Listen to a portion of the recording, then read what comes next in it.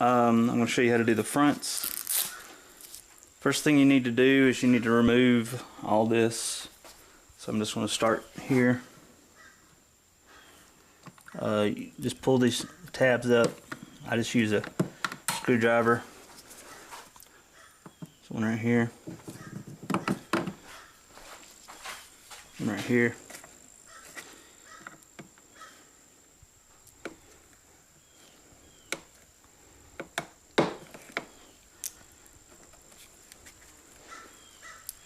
It's been a little difficult.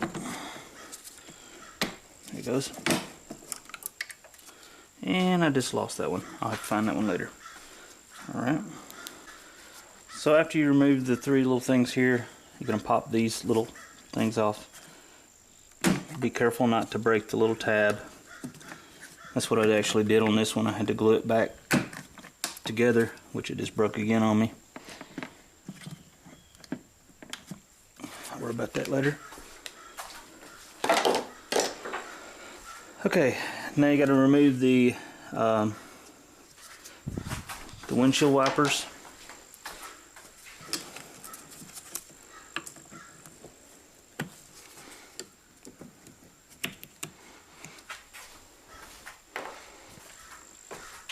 Just take these two bolts out here.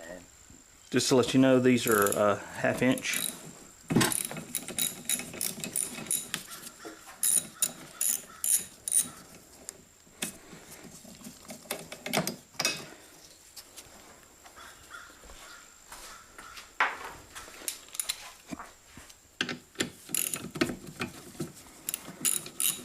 Alright, once you got the windshield wipers out of the way, you can just kind of pull up on this.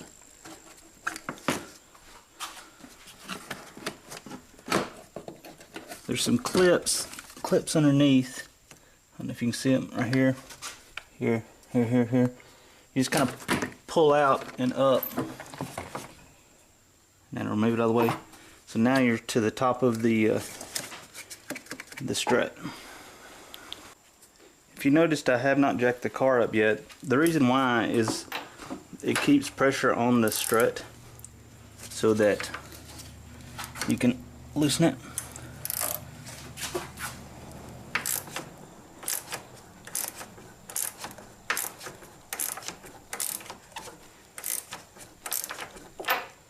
You know what? Actually, I'm going the wrong way.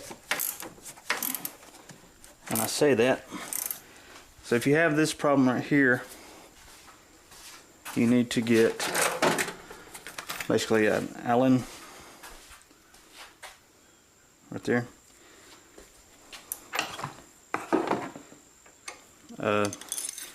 This tool is real handy right here. It's a pass-through wrench. Put the Allen down in it, and then it'll hold it in place when you loosen it up.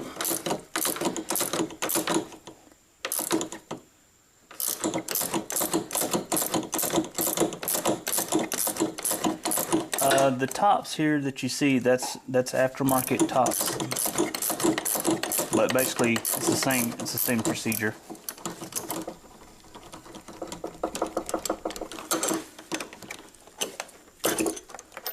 So I've got it loose on both sides, loosen it up on both sides. Here's something I actually do when I'm trying to jack up the car. I come about middle ways, maybe just about where the A is, and kind of grab up underneath the car. It also depends on how far out your jack stands, or your jack reaches out. But there's a subframe up underneath there that I usually grab so that I can then put the jack stand underneath the jack points.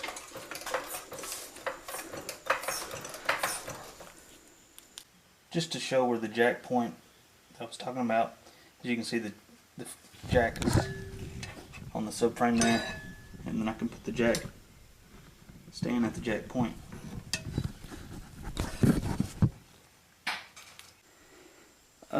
I will point out, if you don't have an impact wrench, go ahead and loosen up your nuts on the wheels before jacking it up.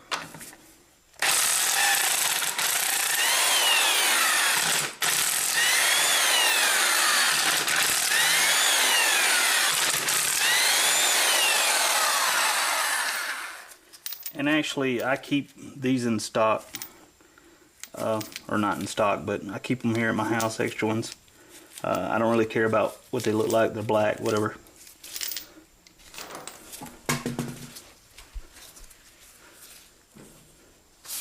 Alright, as you can see, it's already dropped down because of, I've already loosened it up top. Let me grab the other wheel off and then I'll show you how to take the strut on off. Okay, got the wheel off. What you need to do now, let me see if I can pull my camera down more. Need to take the this loose here. There's a clamp right here that needs to come loose. Let me get better light on this. Alright, so as I was saying, there's a clamp right here that has to come off. I just use some pliers. Pull it up and out of the way. This hose has to come out. It's pressure fitted in there pretty good.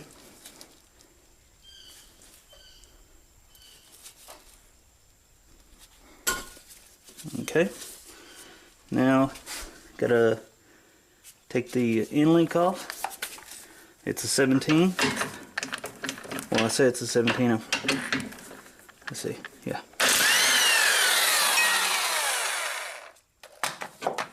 Move it out of the way. There's the nut. Then you have to take these two bolts loose and the shock will come out of the way. One thing I did kind of mess up on was I probably should have left the bolt in the top up here. Just kind of let it hang, because what I'm going to have to do, I don't know if you can see it, is kind of got it banging in place. Use a jack and get some pressure, because these bolts right here will not come out until the pressure is off the shock. So let me jack it up.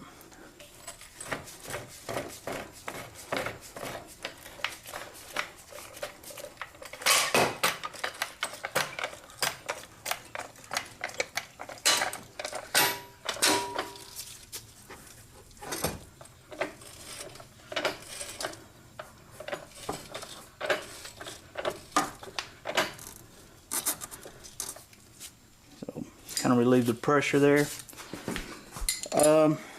I have actually already taken these bolts out before. I had some that bent on me, so these are actually aftermarket. It's actually kind of loose. As you can see, with putting pressure on it too, the bolt just kind of slides right out. Do the same thing on the bottom.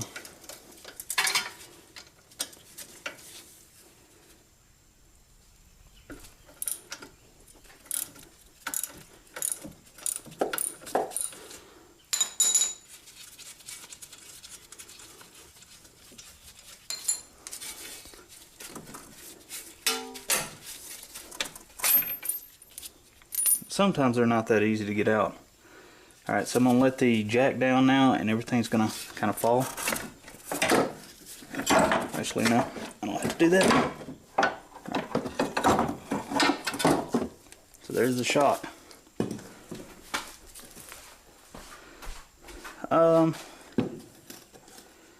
I would recommend, if you're going to do replacement springs or shocks or anything, to go ahead and buy this piece also. I just replaced that piece because I was trying to figure out what the problem was. So I'm going to reuse them, but I would recommend getting a new set. Alright, so I've already done the passenger side of the car. Can't really get the camera up in there. But I wanted to just show again how to take the shock apart and remove the spring. The way that you should do it is use a pass-through wrench. See, it goes right through, and an Allen wrench, basically like that. to loosen it up. But what I normally do is I just use an impact wrench. Kind of just hold it.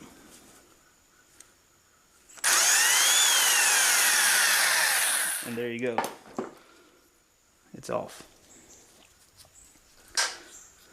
Of course, on the new setup, you're gonna need this. You make sure you check, make sure it's okay. It's good. You're gonna need the dust cover.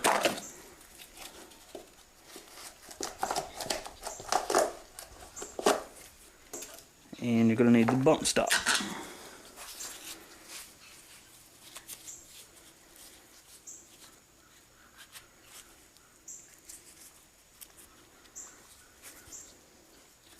I'll be quite honest, I'm not exactly sure how this bump stop works. I may have it on here some wrong. If somebody wants to chime in on that. Alright, so the bump stop's on there. Go grab the spring.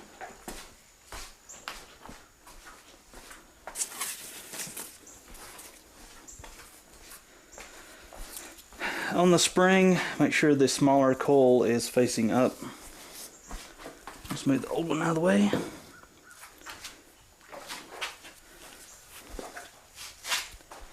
Oh, yeah, move the bump stop out of the way.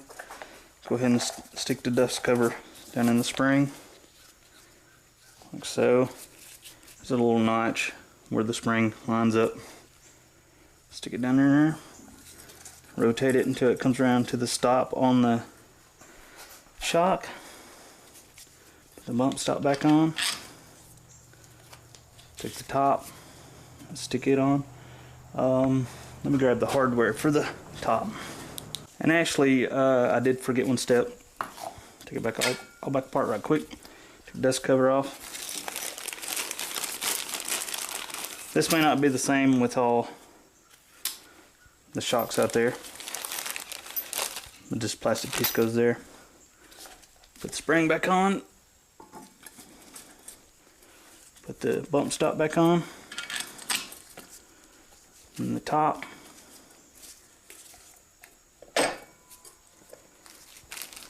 lock nut, or lock washer, then the nut. Now on this, I don't recommend using the impact wrench. It actually says in the instructions not to. It's a 3/4. Just tighten it down. If the strut that you're getting, or if you're getting a stock strut, you can use the impact wrench, but with the conies here, it advises against it. And the conies actually will, once you've got them tight, they will stop just like that. Once they're tight, you'll actually start spinning the shaft. All right, so that's it. Now I'm going to stick it on the car. So now I'm going to stick this shock up from underneath and line it up here. So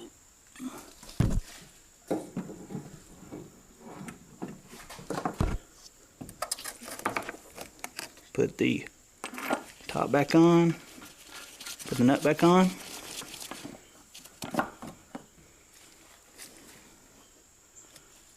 All right. It's also a 3/4. You may have to reach underneath and grab the shock and just kind of hold it.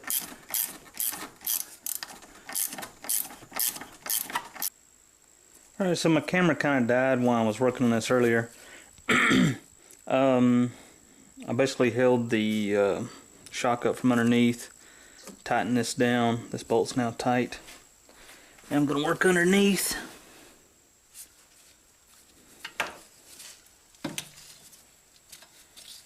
What we need to do is we need to get this part back up level with this. So I'm going to take a jack, come over,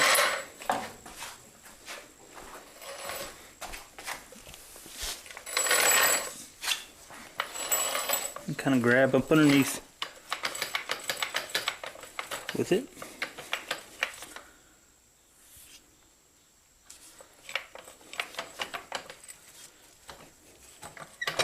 Kind of got it back into its spot.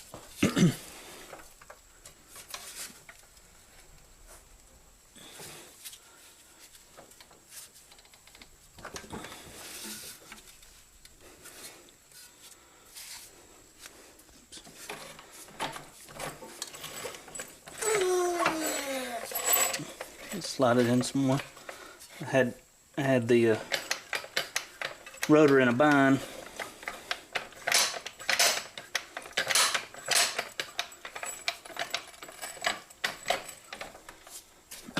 There we go. Oops.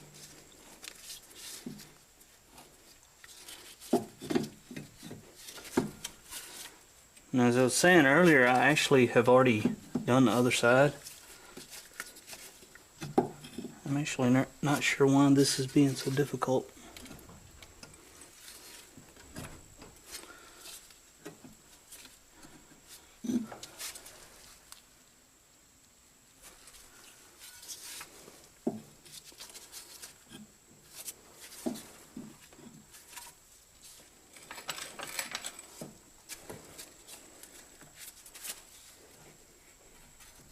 There we go. So just gotta make sure these holes line up, which right now they're not.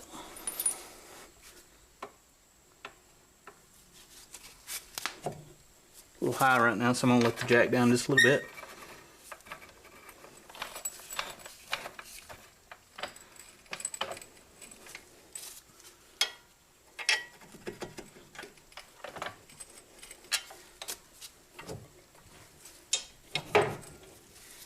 Still just a little high.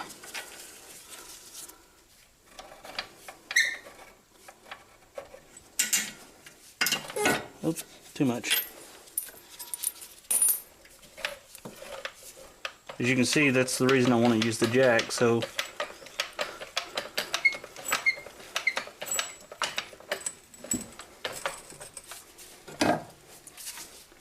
this part's kind of heavy. I mean, I guess you could hold it up there and put the bolt in, but it's easier to just jack it up.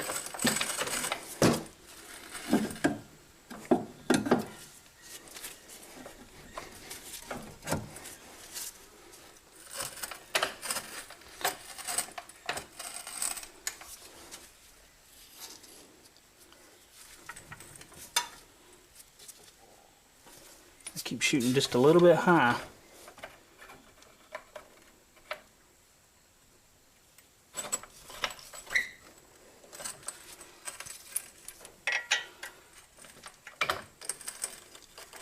The bolt actually goes in the other way, but I'm just trying to get it squared up in place right now.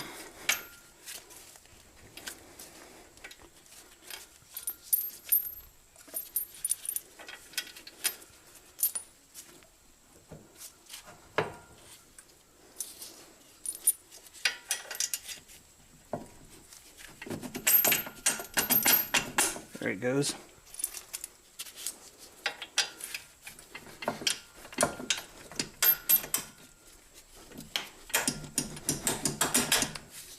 Alright, so with those bolts on, go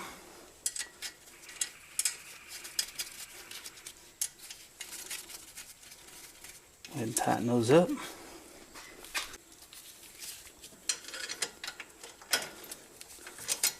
I think I mentioned when I did this earlier that these bolts right here are actually aftermarket bolts, because the ones I originally had on here, they bent pretty hard or pretty bad with me. I had to basically hammer them out.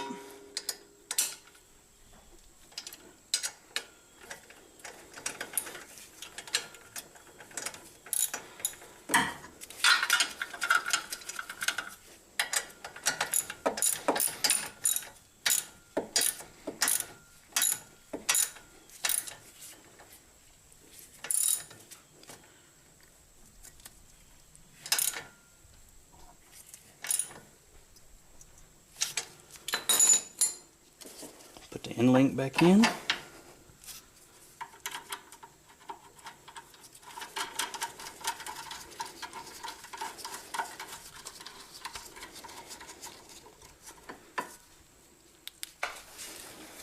Alright, so I got the end link tight. I've got these two bolts tight. You put this back in its little holder. This one too.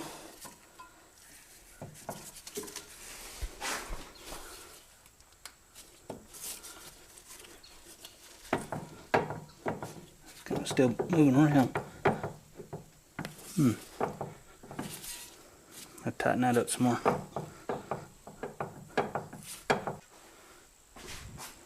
Alright, so the top, it's got to go come back down. Gotta make sure these clips go up underneath the windshield. I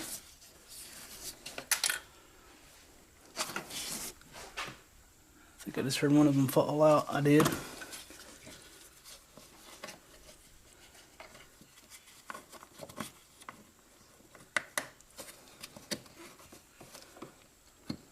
Yep, make sure all the clips are up underneath the windshield, and then it should pop back in place. There we go. And then we'll replace the screw, these things.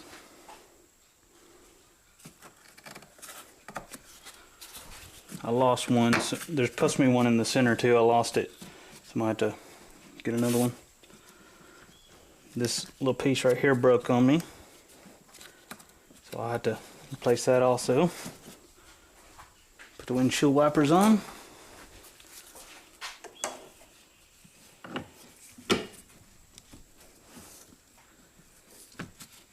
If your car is dirty like mine is right now, you can kind of tell where it's supposed to go.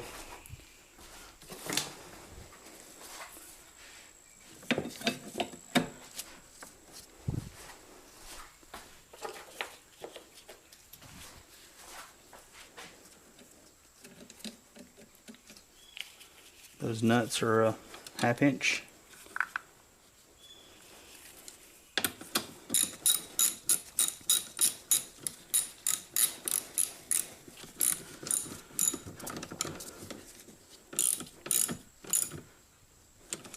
This one needs to go a little lower.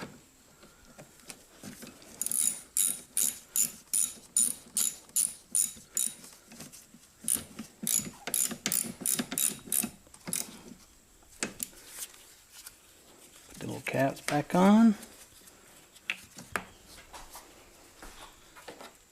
And if you didn't break them like I did, you can stick these little caps back on. And now, that's it. Yep. There we go. Yeah, I'll have to super glue that on or buy another one or something. So now that's it. Just need to put the wheels back on and good to go.